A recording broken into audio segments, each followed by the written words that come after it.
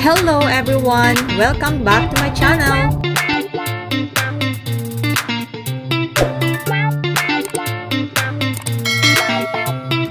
We're leaving Jeddah and going to Riyadh right now. So it's time check 5:14 a.m. We're expected to be in Riyadh after 9 hours. If there's something interesting along the way, I'll show it to you. Bye! Benzene is how much? 14.4. 34.73 liters is 50 riyals. Okay.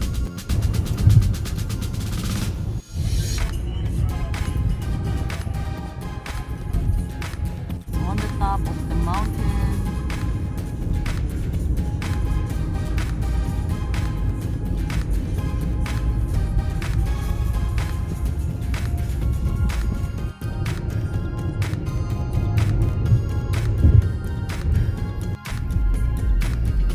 Our second stopover to use the restrooms. Time check, it's 7:13.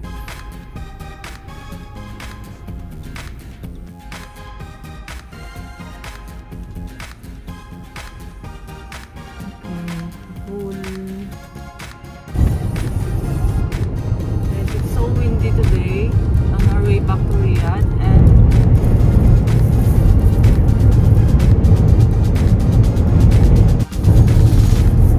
guys, I think there is a sandstorm in this part of the road.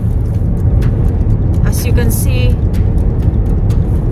it's really windy outside and our car is like being slapped by the wind, swirling wind. The sand, it's migrating from my right side to the left side of the road. So windy. That is how sandstorm happens here in Saudi Arabia. Look at that.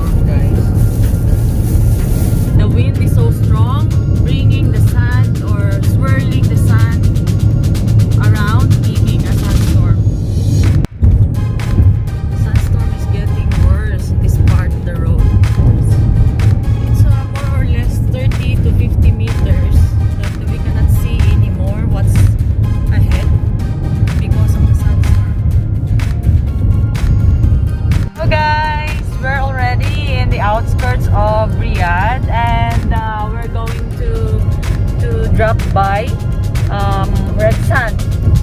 Yeah, this place is amazing because of its unique color of the sand, that it's quite reddish. The color of the sand actually looks like terracotta, the color of the clay that we use to make pots in Philippines. So later, let me show you how it really looks like, okay? We're almost here in Red Sand. As you can see, all the sands around you can find is colored red. Is it because of the iron elements or the iron element deposits that comes along with the sands?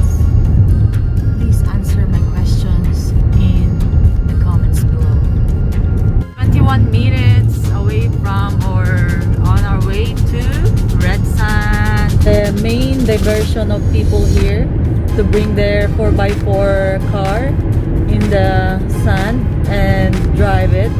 Some do the picnic on the red sand. Such a good life.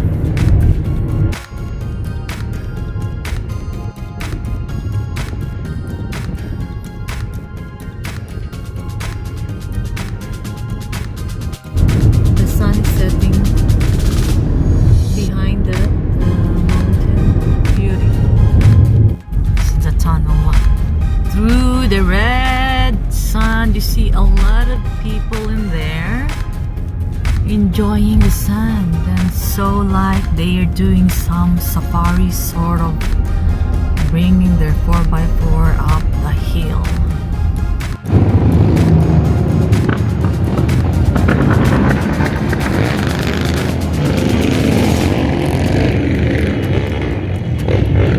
See, this place is full of people, especially during weekends. Like today, it's Friday, so a lot of people are coming.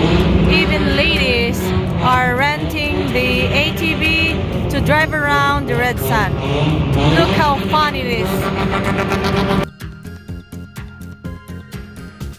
In the red sand, but it's getting dark now, and it's really nice to enjoy the sand with ATV, but we have to go to hit the road again and go home in the mountain. So that's the red sand. Everybody's here enjoying their time, and I hope you like this. Okay.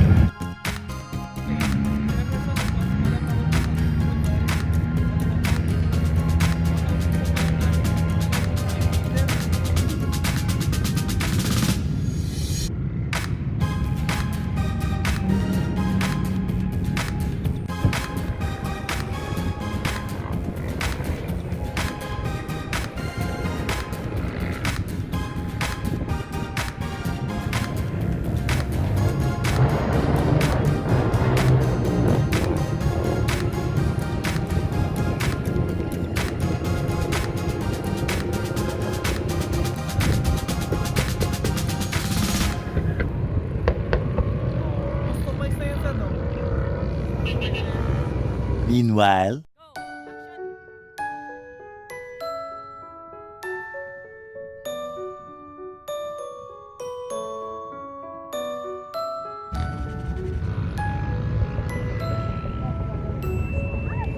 a few moments later.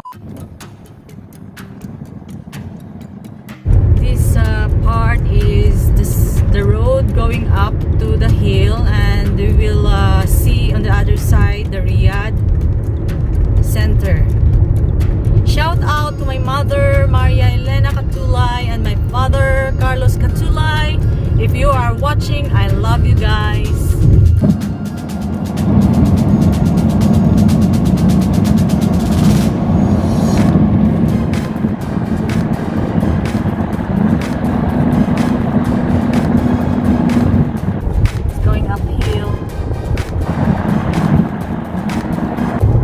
Also, shout out to my sons, Tyrone and Banaldin. Like my videos and watch my videos, guys.